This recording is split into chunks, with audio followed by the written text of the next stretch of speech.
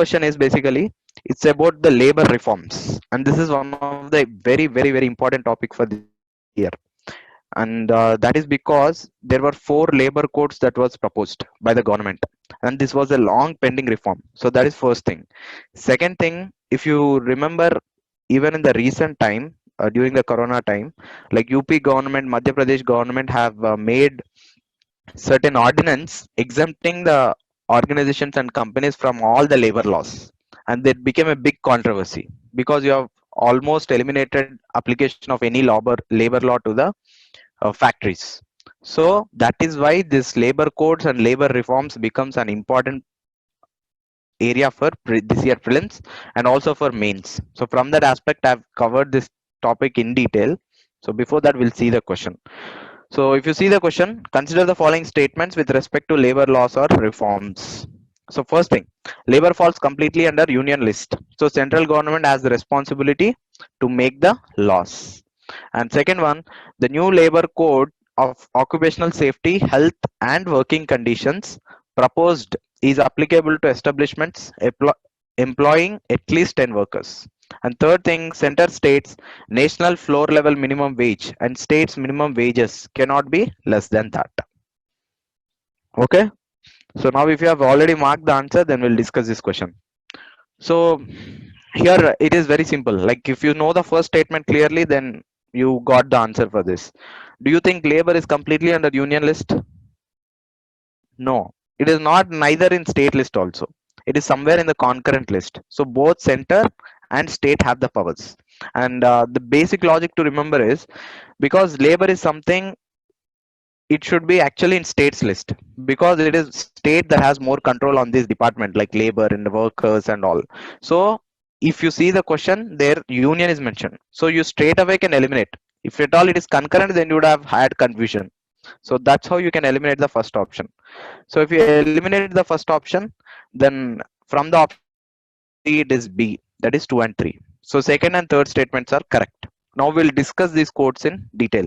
Like the third statement is related to the labor code on wages because government has proposed 4 codes in labor. Like what they did is there were around 500 state laws on labor and around 50 central laws. So to reform this labor aspect, they have compressed all these laws and made it into 4 codes, 4 new codes. And out of that 4, one of them is labor code on wages. So the third statement is related to that. In that, they have defined how minimum wages needs to be calculated. So that is about the third one. Similarly, there is another code, that is labor code of occupational safety, health and working conditions. So this deals with all the safety aspects. So second one is also correct. It applies only to the industries where they can employ more than 10 people. So that is why 2 and 3 are correct. So answer is B. So now we'll see this in detail, like how this everything plays out. So if you see, as I said, labor falls in the concurrent list, and there are around 200 state laws and about 50 central laws. That is why there is a huge confusion.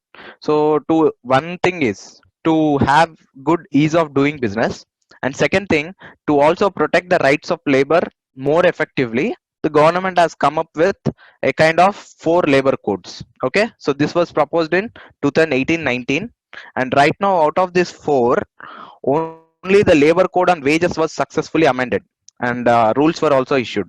The rest of the 3, like if you see in the screen where my mouse is, the rest of the 3, like the labor code on industrial relations, occupational safety and social security, these 3 are still in pending stage. So they were introduced in Lok Sabha and some of there with the standing committee. So this kind of status is with the rest of the 3. So these are the 4 laws. And before these codes, these were the 3 important laws like what we have. These are Shops and Commercial Establishment Act, Minimum Wages Act, Industrial Disputes Act and Factories Act. So like this we have many, so we are converting them into 4 important codes. Now we'll discuss each of it in detail because these are very important from both prelims and mains perspective. That is why I have developed this subcategorization as well. So the first one we'll see labor code on wages. So first is wages. So what is about the wages? This mainly intends to bring a minimum wage for the workers, both formal and informal workers, both skilled and unskilled. because if you don't have minimum wages, then those workers can be exploited by the employers. So that is why, to bring a national comprehensive minimal wage, they brought in this labor code on wages. So if you can see, right now in India, you all know, like, informal sector is the dominant sector, and it is about 93% of total working population. Okay, and it contributes 60% of Indian GDP. So these kind of statistics are very useful for you to write in mains also. So that is why I've mentioned this. And the second thing, this wages bill subsumes these four acts, that are Wages Act, Minimum Wages Act, Payment of Bonus, and Equal Remuneration. Okay, and another thing, an important feature of this bill is national floor level minimum wage. So what they will do is, center will set a floor wage. Okay, it will set a national level wage. For example, it sets 300 rupees as national level floor. Then state governments can also set the minimum wage, but the condition is that state's minimum wage cannot be less than that of the national minimum wage. States can actually improve, but cannot decrease on that national level flooring. So that is the importance of national floor level minimum wage. And the another important thing is, this floor level minimum wage also is not dependent on this thing like employment, or uh, not based on state to state. It is basically, it can nation can set not just one but different national level floor wages for different geographical areas, because northeast might have less national level minimum wage. So it is not fair to impose same minimum wage to all the areas. So that is why central government also fixes different national level floor wages for different geographical areas. So yeah, so that is about national floor level minimum wage. Next thing, it has been ensured in the bill that employees getting monthly salary get the salary by 7th of next month. Okay, before the 7th, and similarly for week, before the last day of week, and daily wages on the same day. And then right to sustenance for every worker. So right to sustenance means, like, every worker needs to get the minimum money to sustain his livelihood. So that is the right to sustenance. So it is basically giving the legal right for the worker to go and claim if that wage is not given. And another good thing is, earlier acts didn't cover all the agriculture laborers, all the painters, or informal sector, small and medium sector informal employees. But this act, this labor code is going to cover even them also. So that is the importance. And then finally, the methodology to fix the minimum wage is not by the type of employment. Okay, but by the geography and skills. So right now the focus will be on both skills and geography. So different skill will be accorded a skill level. So based on that skill level, they will fix the minimum wage and the geography area. So this is the two parameters. Earlier it used to be type of employment. So this can be a kind of prelims question, like they might give a condition where the criteria for fixing the minimum wages by the type of employment, which is not true according to the latest act. It is based on geography and skills. And finally, it also prohibits gender discrimination. That means you can't give different wages for females and different wages for male. So this is a kind of gender equality or gender pay gap that is being tried to reduce in through this act. And next thing, next code is Labor Code on Occupational Safety, Health and Working Conditions. So this is most comprehensive act. So like, this completely eliminates around 13 labor laws. These, and it applies not only just to factories but also to the mines and various other aspects. Okay. So here if you can see, the importance of this is, it is applicable only for the factories where there are more than 10 workers. And another thing is, it establishes a national occupational safety and health advisory board. Okay, so this is important. So it will have a safety and health advisory board. And the people who will be appointed to this board are from three aspects. Okay, so whose stakes are involved in this safety standards? First thing is employers, second one is employees, third one is state government. So all these three will have a representation in that board, and this board will advise the state government to frame the safety regulations. For example, if you see, like recently this LNG plant has a blast, right? So that is because of certain lack of safety regulations by this board on a periodic basis. And then they will grant registration licenses. And these licenses also, they will have kind of inspectors to enforce.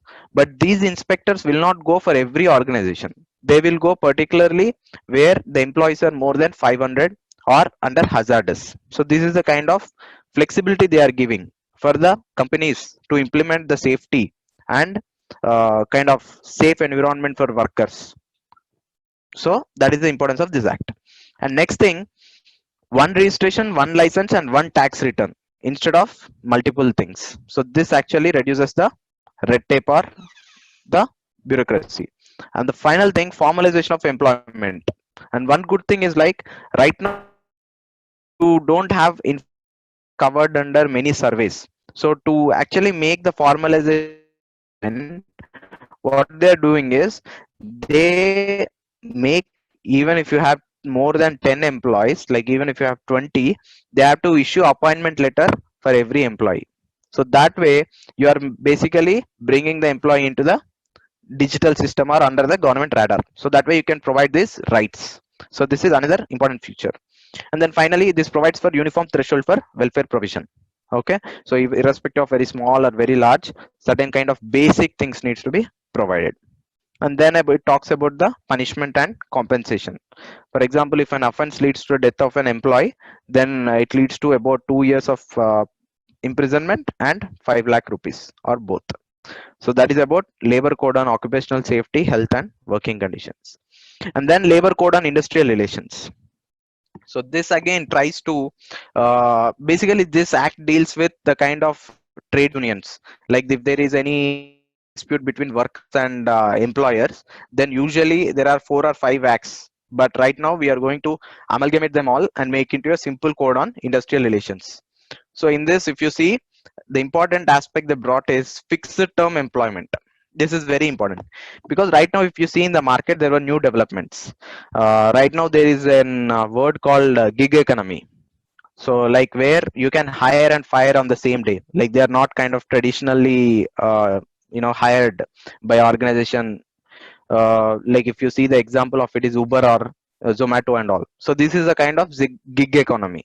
Okay, where it's a kind of freelance work. So to regulate that, government has brought in a new concept called fixed term employment and removed or trying to replace contract workers. So the problem with the contract workers in earlier laws is contractor workers are hired, but they are not provided with any benefits like pension benefits, like security benefits, or even the basic, food or even safety benefits are not provided to contract workers because they are on contract, not on the permanent role. So to eliminate that and also to provide benefit to the employer, they came up with the concept of fixed term employment, where they will provide same kind of benefits to the contract workers also, like regular employees. Whatever the benefits are there for regular employees, like insurance, security, and all, will be extended to contract workers also under this. But employer is free to fire them like they are the contract workers. So this way, it is benefiting both employers and also the people who are hired under contract work. So this is the new concept of fixed term employment. And next thing, uh, earlier, like the threshold for any company, if they suddenly fire people, and if they have more than 100 employees, then government can take action if they are doing that firing without any legitimate reason. So now also they have kept the same threshold. But the important thing is, instead of amending the law to change this threshold, they said by notification government can change it in the future. So that way it gave more flexibility to the government to even decrease it or increase it based on the market conditions. And then finally, this code prohibits, these are the controversial aspects, like this code prohibits strikes or lockouts in any establishment without a prior notice of 14 days, and it is applicable to all industrial establishments. So earlier what used to happen is, there are certain public service ways, airways, where you can't go for a complete strike or lockout. Okay, that is earlier also there, but now they are extending it to every industry. So right now under this code they are saying any trade union cannot go for a strikeout or lockout without giving a 14 days notice. So that is why it became a big controversy. Right now it is still in the draft stage. So this is one of the condition of the bill. And then finally, the government has special power to even defer, reject, or modify the verdicts given by industrial tribunals or national industrial tribunals. So these are the three important provisions of labor code on industrial relations. And finally, we have on social security and welfare. We'll not discuss everything in detail. We'll see important features of it. Okay. Later on, when you get the slide, try to read them so that it would be useful for you. Yes. So basically, it focuses on three things. First thing, it is about a corporatization of existing organizations like EPFO and ESIC. These are the organizations that provide pension relief and health coverage to government employees and also certain medium sector employees. So that they are going to corporatize. So that way, what they can do is they can invest that funds in different market and earn the profit and then distribute it back to their customer base. So that is one thing. Second thing, it provides a cess for the welfare of building and construction workers. So by that cess, they can provide more social security schemes for them. And then finally, there is a special provision for the woman also. Like every woman shall be entitled to and her employer shall be liable for the payment of maternity benefit at the same rate like she used to get before. Like usually employers reduce the wages of women when they go for maternity benefit. So that is why to even eliminate that, they have amended this. So that is it the about social security and welfare. Even if you don't remember every provision of this, try to remember the context of four codes. One is on social security, second thing on industrial relations, third thing on occupational safety or working conditions of workers, and the first one is minimum wages. And in minimum wages, try to remember the methodology for national floor level minimum wage and whether state minimum wages can be more or less. If you remember at least these aspects, then any question in these areas. And then finally, there are certain important schemes from labor ministry, like this is Shram Suvidha portal. So try to go and visit. What is this? This is basically to kind of maintain transparency in the inspections, because we had this bad image of inspector Raj, like inspector being the final power holder. So to eliminate that and to give businesses a fair chance, so they have provided this transparency where inspectors will be allocated automatically, and also their reports needs to be published on this website. So that is why this was launched. And similarly, there were other schemes. So try to see them. And now, as we have seen in labor, there are certain reforms that our government is planning to bring in land and capital. So these three are important. So try to see them as well. And then finally, FDI norms change. Like for example, when we are having this standoff with China, we had a very important FDI notification, like where we are restricting FDI investment from all the adversarial neighboring countries. So those kind of FDI norms also see. You might get a question on them as well. So that is about the labor codes. So having completed that, we'll go to the second topic. So this is bit related to Satyagraha, and why this came in, because uh, in September there was an important event. Like there was an British and church priest Archbishop came to India. He visited Jallianwala Bagh and made certain comments on that massacre. He said it is a kind of deep stain on British history. So that is why there might be a question on this. And this is a question like, which of the following act passed by British India resulted in Satyagraha of 1919 and then eventually Jallianwala Bagh massacre? So you might have all know about this Jallianwala Bagh incident, but what caused it? What of this act? So now this is the answer. Like A. The reason why I gave this is it's a kind of trap, because many people know it as a Rowlatt Act. It is a Rowlatt Act, and then you say Rowlatt Satyagraha was called by Gandhi in 1919, and that Satyagraha was extended, and then finally Jallianwala Bagh happened, right?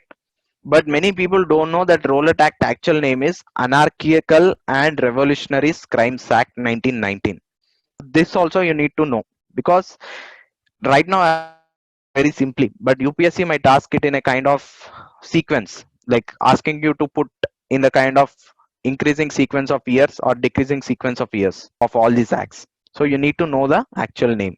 So that is Rowlatt Act is nothing but Anarchical and Revolutionary Crimes Act. Now we'll see certain important acts and their provisions. These acts are also very important from prelims point of view in the modern India history.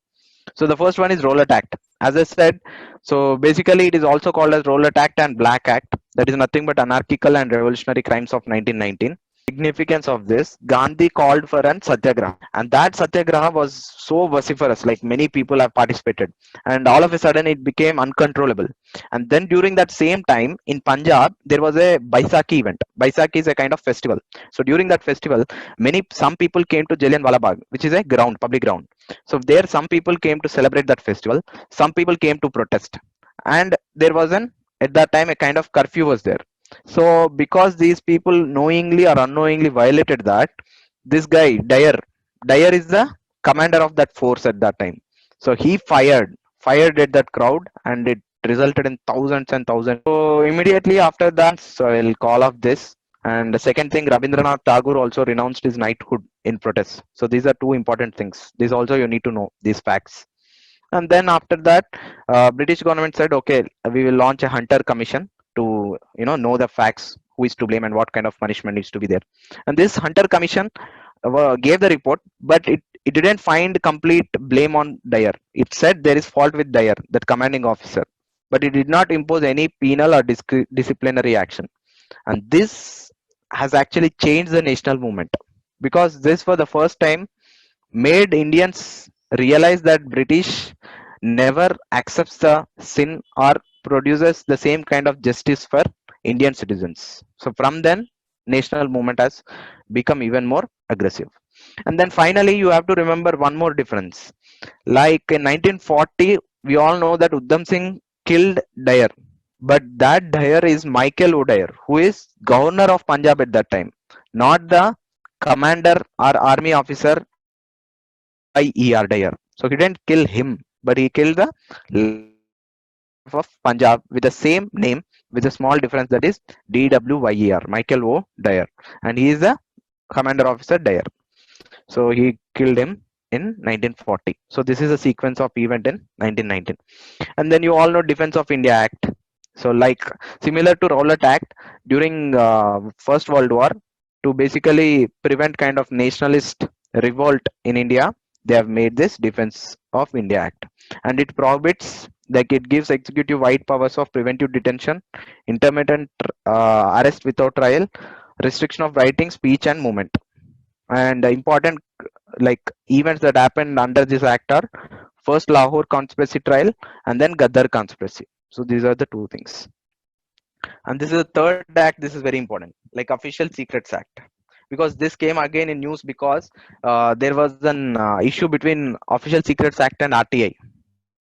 Okay, Official Secrets Act still holds true even now. This is applicable even now in current India also, even though it was made in 1923 of nation. And what the fine is basically up to 14 years of imprisonment. Okay, so that is why this is very important. And another important thing is, under Official Secrets Act there is a clause 6. So according to this clause, information from any government office is considered official information. So this is a problem. Like even if there is a piece of paper that was put in the dustbin by the government, and if it is collected by any newspaper and was put in newspaper, then still that newspaper will be subjected to this act. So that is a problem. That's what precisely happened with Rafael deal also. There was some information on Rafael deal, and Hindu published an article on it, and immediately government took Hindu newspaper to the Supreme Court. That's how this provision came in. Like this provision, because it is so wide, any government can use Official Secrets Act clause 6. And this was also used to override RTI Act, because RTI is about giving the information. So whenever someone asks to give the information or Rafael or anything, government can simply say that it comes under Official Secrets Act and can override. But this was again case went to Supreme Court, and finally Supreme Court said in certain cases RTI actually overpowers the Official Secrets Act. So this is a controversy you need to know also, so that you can get better understanding of this. And then finally, there is some research you have to do, which is very important from prelims. Certain acts are very, very, very important, and there are continuous questions on this. For example, 1909 Government of India Act, 1919, 1935. What is the difference between all of this? What are the different provisions and all? And then Legislative Councils Act 1892. When was the representation first time directly given to Indians? And then Government of India Act 1858 and all the Charter Acts. So if you cover these acts, at least you can expect 2 marks for sure, because every year there is a question on this. So that is about acts. Ladakh, National Commission for Scheduled Tribes and Ministry of Tribal Affairs suggested to make Ladakh as a tribal area or under 6th schedule. So that is why this question was came in. So if you see the question, so consider the following statements with respect to tribal areas or 6th schedule. First statement: Ministry of Tribal Affairs is the central authority to declare a area as a tribal area under 6th schedule. Second thing, Assam, Tripura, Meghalaya, Mizoram are the states now under 6th schedule with 3 autonomous district councils each. Okay. And then similarly, whether they are able to control the population schemes or not. And then finally, Swachh Bharat and solid waste management. All of these things are considered under Commission's recommendations.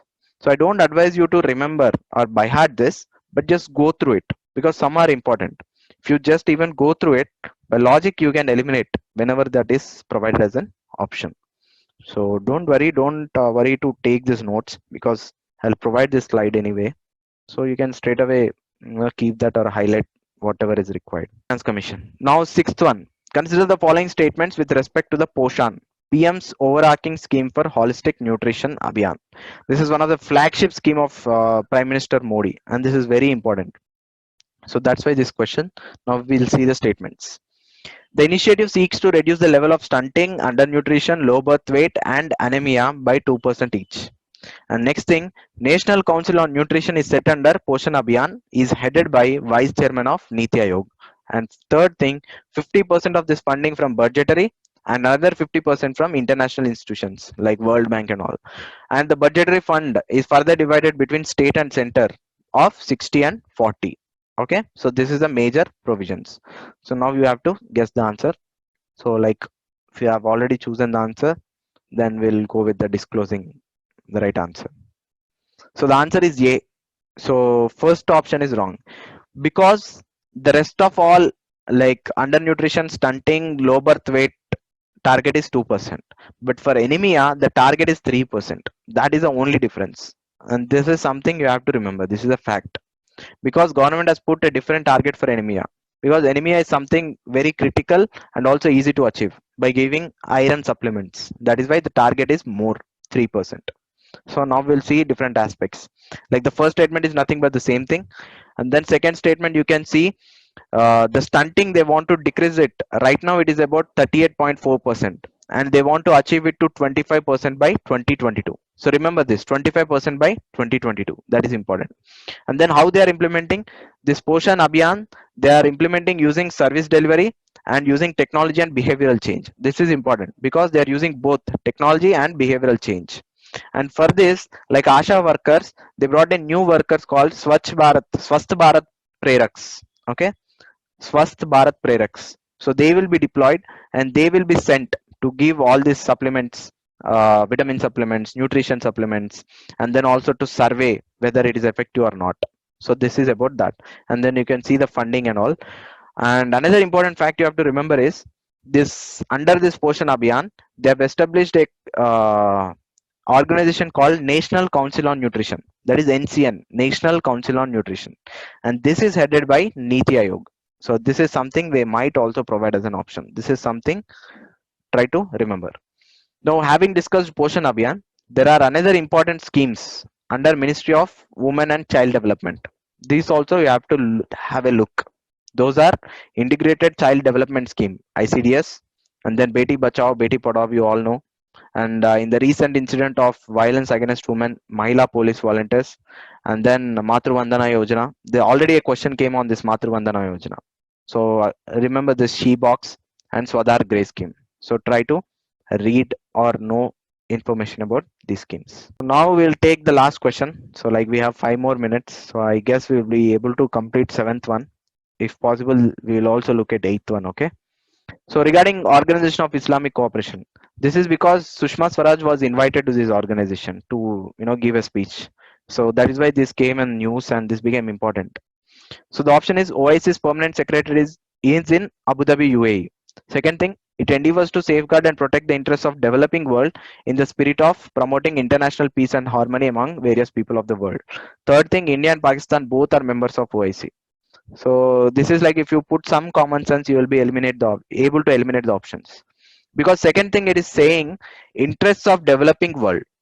Do you think Organization for Islamic Cooperation will talk about developing world? It is wrong. It is a trap. It is not developing world, but it is about Muslim world. So all the Muslim countries are part of this OIC. And as I said that, do you think India and Pakistan both will be members? This is also wrong. Pakistan is the only member. Like there are other Muslim country members. India tried, but India didn't get membership. That is why this came in news, because it's the first time, despite Pakistan putting pressure on that organization, that OIC invited Indian foreign minister for as a guest. And first one is also wrong. It is organization based out of Saudi Arabia.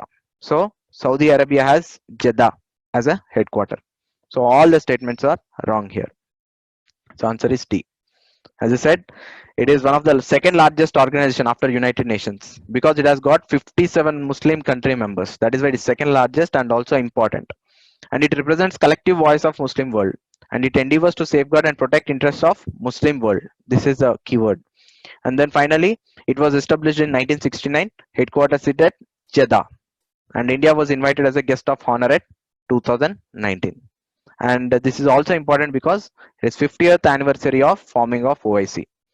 So now having read this, also there might be some question on, every year there is a question on international organization. And these are some of the important organizations that are in news. So as I've covered one, I will expect you also to read these mentioned organizations at least once, like SCO, BRICS, BASIC, World Health Assembly, RCEP, BIMSTEC, Indian Ocean Rim Association, Indian Ocean Commission, Asia Pacific Economic Cooperation. These are the organizations. So if you Google them, you will know the news information. So try to know about them. And then just the last one, we'll quickly complete it. So it's about e-tobacco. Like consider the following statements regarding cigarettes in India. While tobacco smoking is not allowed in public places in India, the use of e-cigarettes is not restricted. Second thing, e-cigarettes are vaporless and nicotine-free alternative to cigarettes. First one, I think most of you would have eliminated. First one is wrong. That is by common sense we know, because if cigarettes are banned, why they will not ban e-cigarettes? But the second option you see, here it is saying nicotine-free. So that is a problem. E-cigarettes also contain nicotine. So that is why second option is also wrong. So the answer is again D, none of the above.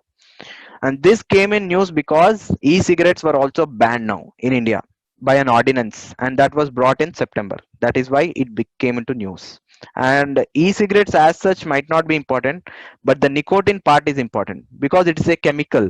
It is a plant alkaloid that contains nitrogen, and it is found in many plants, especially tobacco. And it can also be produced artificially. So in this e-cigarettes, the artificial one is there. In tobacco, it is a natural one.